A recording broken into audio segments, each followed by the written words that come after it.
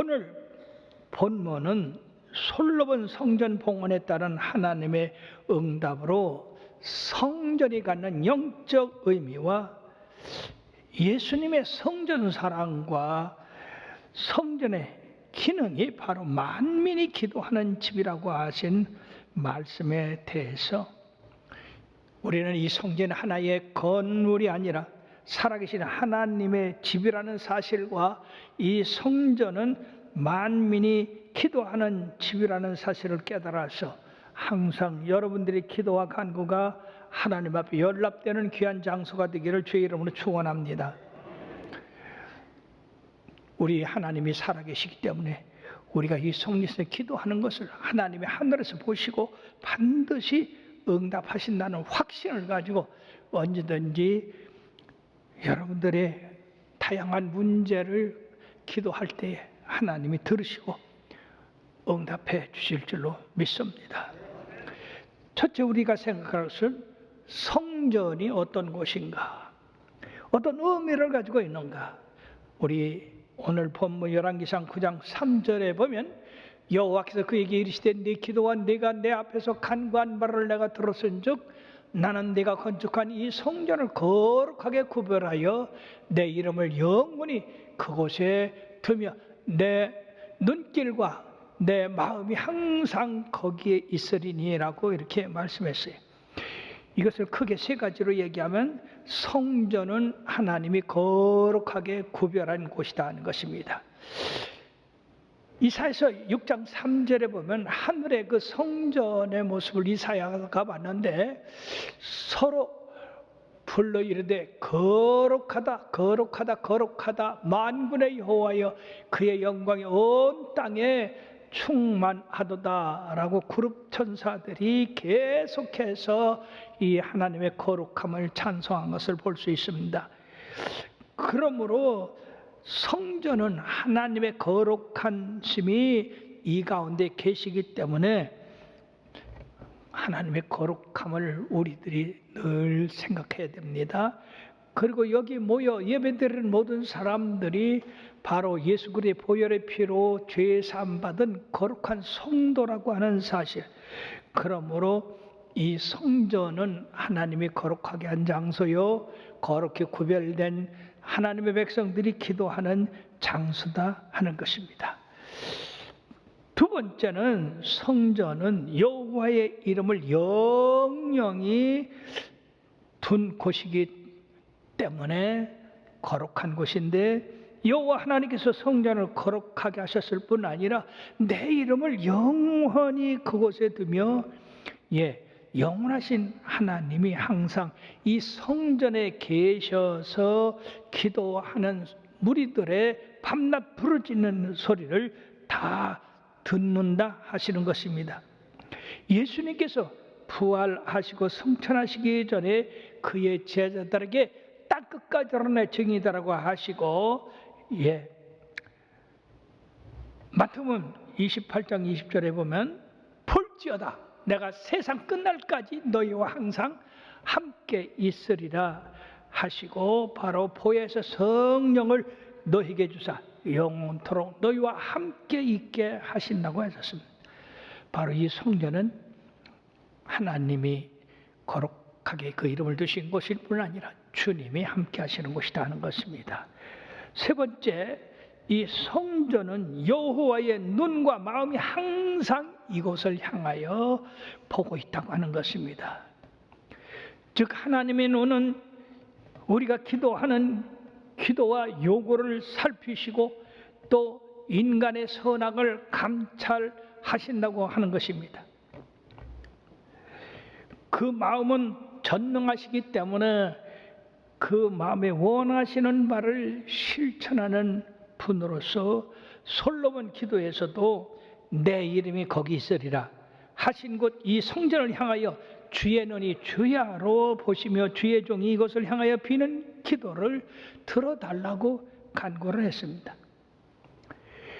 그러므로 우리가 성전에서 기도할 때 특별히 응답하시는 이유는 바로 살아계신 우리 하나님의 눈과 귀가 항상 이것을 향하고 그리고 예수님의 몸된 장소이기 때문에 우리의 기도가 잘 응답되는데, 솔로몬이 크게 두 가지를 기도한 것을 우리가 볼 수 있는데, 첫 번째는 솔로몬이 왕이 되었을 때 20세에 다윗 왕이 다스리는 그 나라를 이어받았을 때에 이 솔로몬의 마음은 심히 두렵고 떨렸습니다. 왜?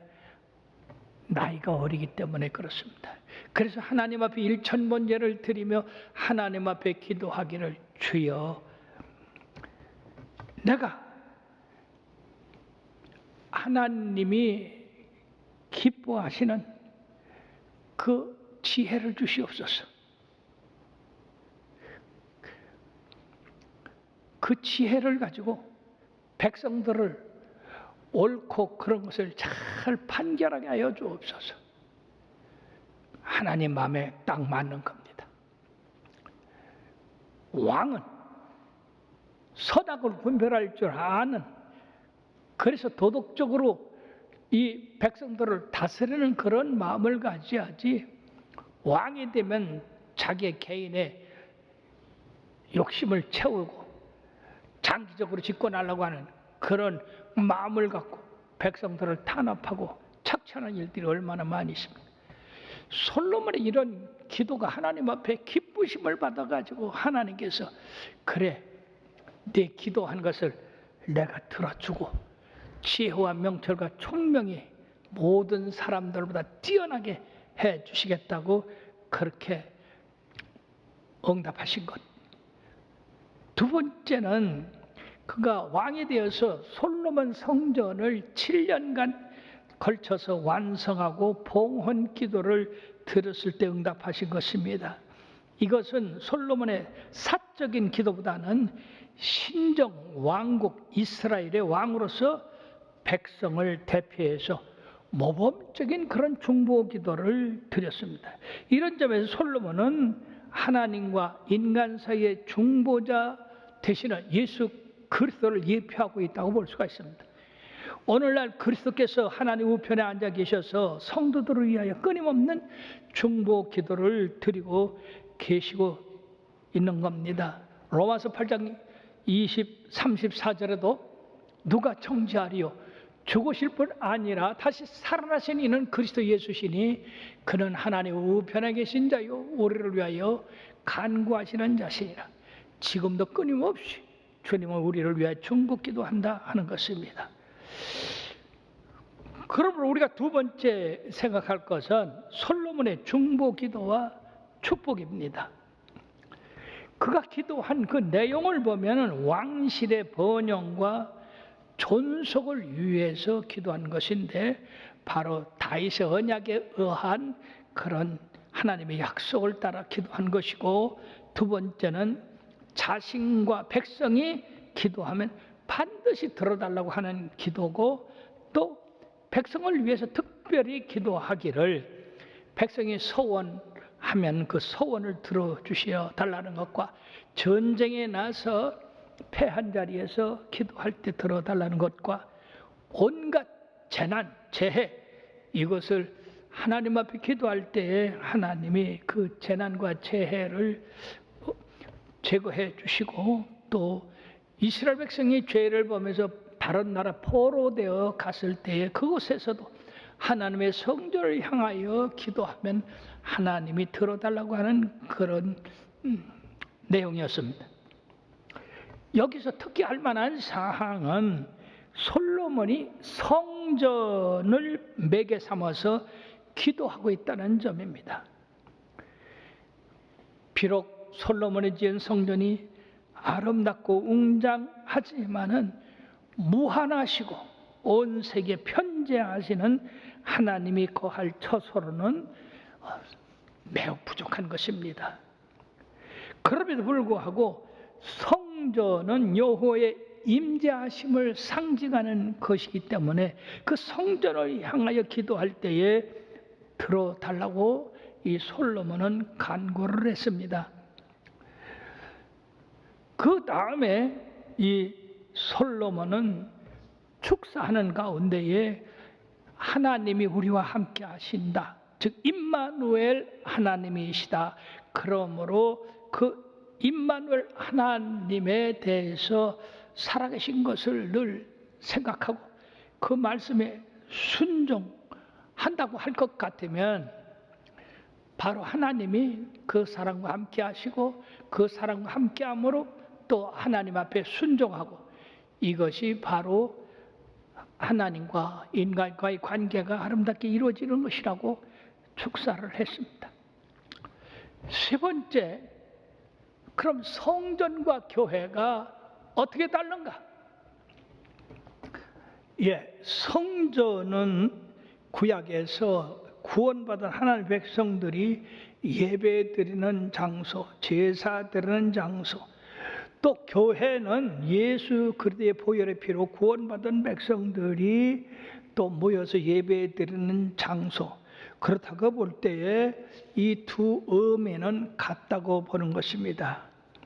둘 다 구원받은 백성들이 하나님을 섬기기 위해서, 예배드리기 위해서 모이는 장소이기 때문에 바로 교회는 성전을 의미한다고 보는 겁니다. 그 말 자체를 가지고 따지는 사람들이 있는데, 만약 여러분들이 교회에 올 때에 누가 어디 가요? 그러면 여러분들 성전에 가요? 그럽니까?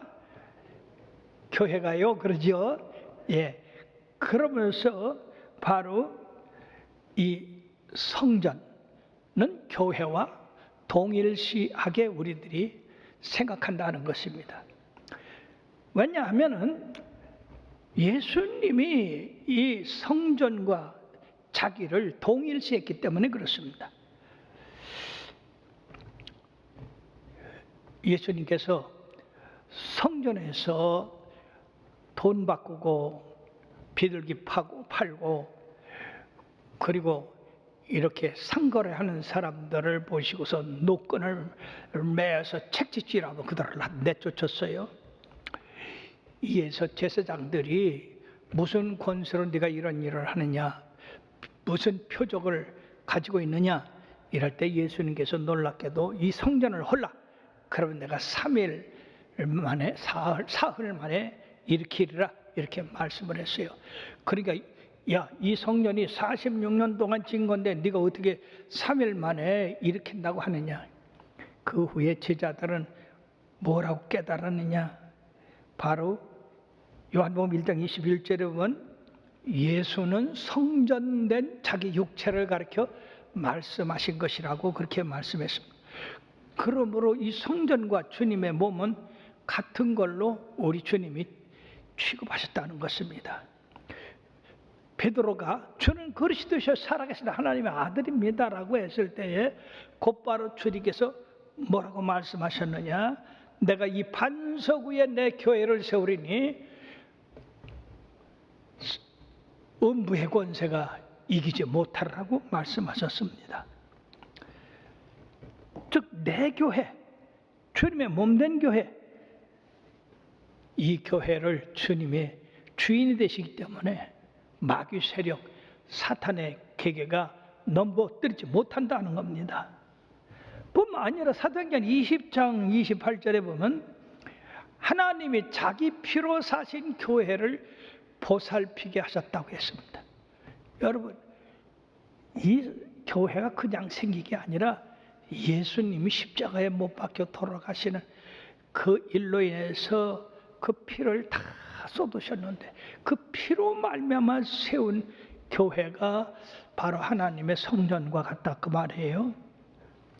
에베소 5장 25절에도 그리스도께서 교회를 사랑하시고 그 교회를 위하여 자신을 주신 같이 하라고 했습니다. 교회를 위해 자기 몸을 주셨다. 여러분들, 그러므로 우리가 교회에 들어와서 머리를 숙일 때 그냥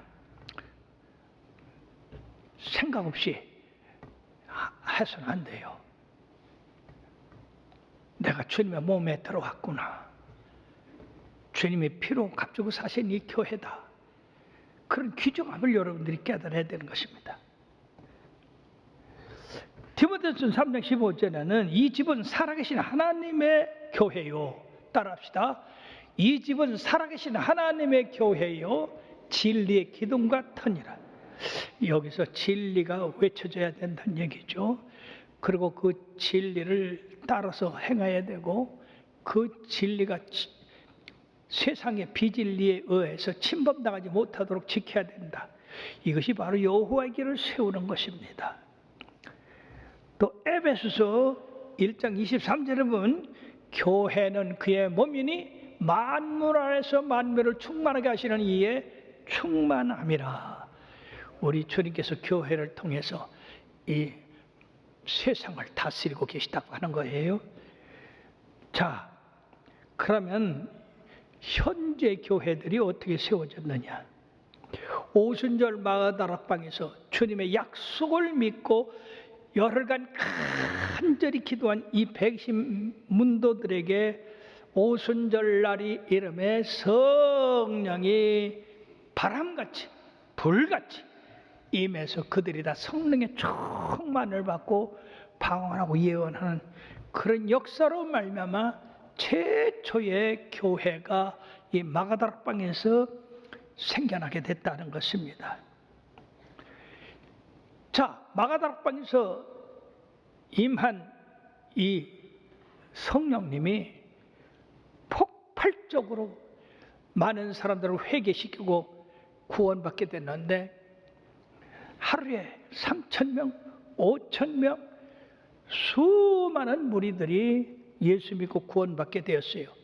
그러니까 이 당국자들이 큰일 났다 그 말이요. 예수를 십자가에 못 박았는데 그 십자가에 못 박힌 예수가 살아나가지고 저렇게 제자들로 말미암아 전도를 많이 하니 이 세상에 이제 그리스도하게 됐네.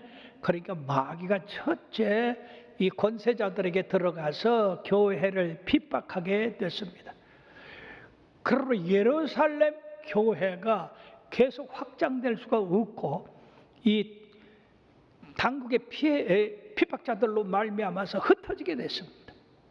흩어진 이 성령 충만 받은 사람들이 사마리아나 안디옥이나 흩어져서 또 교회를 세워가지고 가정교회가 생기게 되었고, 이 가정교회가 점점점 커져서 지역교회가 됐고, 지역교회가 오늘날 대교회들이 이루어지게 되었던 겁니다. 그러므로 우리 교회가 가정교회에서 시작됐듯이 세계 모든 교회들이 이처럼 가정교회에서 지역교회, 지역교회에서 대교회로 확장돼서 오늘날 전 세계의 교회들이 우뚝우뚝 서서 주의 복음을 전하고 또 주님 앞에 기도하는 기도를 응답받게 되었던 겁니다. 우리가 네 번째 생각할 것은 성전 기도의 중요성을 알아야 된다는 것입니다. 이 교회는 신약 시대에 갑자기 폭발적으로 일어났지만 원래 뿌리는 구약서부터 있게 됩니다. 구약에 이스라엘 백성들이 출애굽해서 시내산에 모였을 때 하나님께서는 성막을 지라고 했습니다. 내 이름을 그곳에 두어서 너희들로 말미암아 기도하는 걸 내 듣겠다. 그러므로 모세가 1년간에 걸쳐서 광야에 교회를 지었고, 그 교회를 이제 구름기둥 불기둥으로 움직이는 대로 그 교회를 옮겨가야 됐어요. 그래서 이걸 광야교회라고 하는데, 이 광야교회는 바로 움직이는 교회가 됐던 겁니다. 거기 하나님께서 제사장을 두어서 하나님을 섬기게 했는데, 그 성막에는 번제단이 있고 성소가 있고 지성소가 있어서 제사장이 거기 들어가서 제사 드림으로 하나님이 기뻐 받으시게 됐던 건데, 놀라운 것은 하나님께서 모세를 통해서 제사장에게 말씀을 전한 것이 있습니다.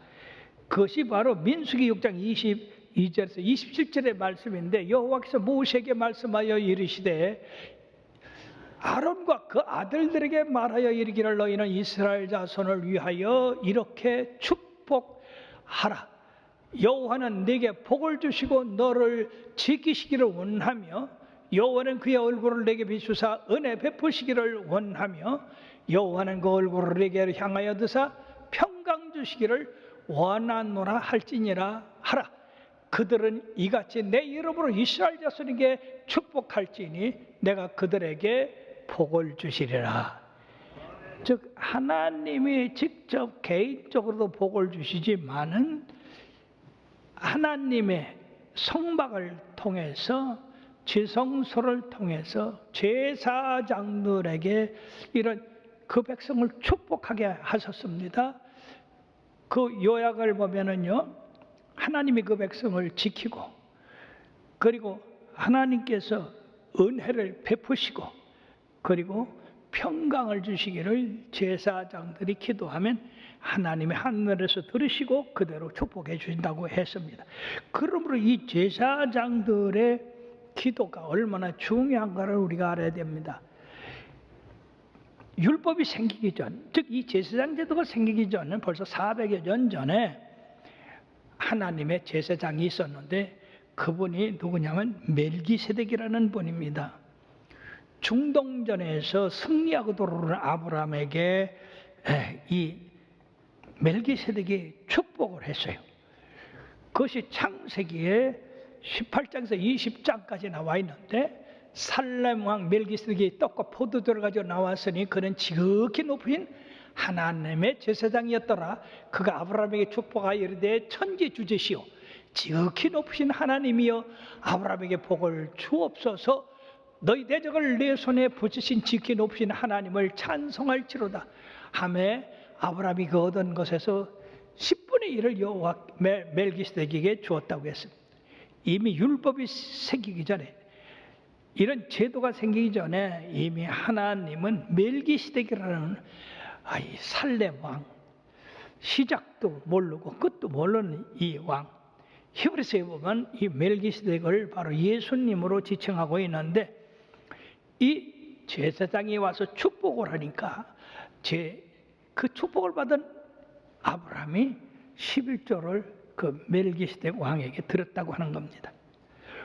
오늘날 우리가 하나님 앞에 이렇게 11조 드리는 이런 것들을 어떤 사람들은 성경에 없다고 그렇게 하는데 나 도대체가 그런 사람들이 주의 종인지 나는 알 수가 없어.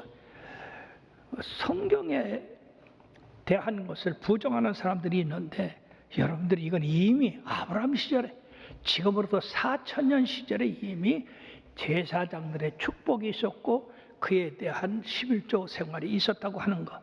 사랑하는 성도 여러분들이요, 성전이나 교회는 살아계신 하나님의 전입니다. 따라합시다. 교회는 하나님의 살아계신 집이다. 예수 그리스도의 피로 값주고 사신 몸이다. 그러므로 여러분들이 이 교회가 얼마나 거룩하고 존귀하고 그리고 얼마나 값진 것입니까? 여러분들도 교회를 통해서 하나님의 거룩함을 갖고 그리고 더욱더 주님을 사랑하고 교회를 사랑하는 여러분들 되기를 바랍니다. 성전은 만민이 기도하는 집이라고 했습니다. 즉 누가 와서 기도해도 괜찮다는 얘기죠. 어느 때 와서 기도해도 살아계신 하나님은 졸지도 아니하시고 주무시도 아니하시고 밤낮 없이 우리를 지키고 보호하는 분이니까 기도 응답을 해 주시는 것입니다. 지금까지도 앞으로도 성전은 바로 성도들의 안식처고 기도의 응답의 장소인 것입니다. 그러므로 기도하기를 게을리하지 마시고 부지런히 하십시오. 뿐만 아니라 우리는 이 땅에서 기도하지만 이후에 우리가 새 예루살렘에 올라가서 하나님의 존전에서 기도하고 찬양하고 섬기게 될 줄 믿습니다. 그러나 사랑하는 여러분, 바로 이 성전에서 예배가, 기도가 하늘에서 기도와 예배가 된다는 사실을 깨달아서 여러분들이 예배를 더욱더 귀중해 보시고 기도를 귀중해 보시고 더 많이 기도해서 더 많이 얻게 되기를 주의 이름으로 축원합니다. 기도하시겠습니다.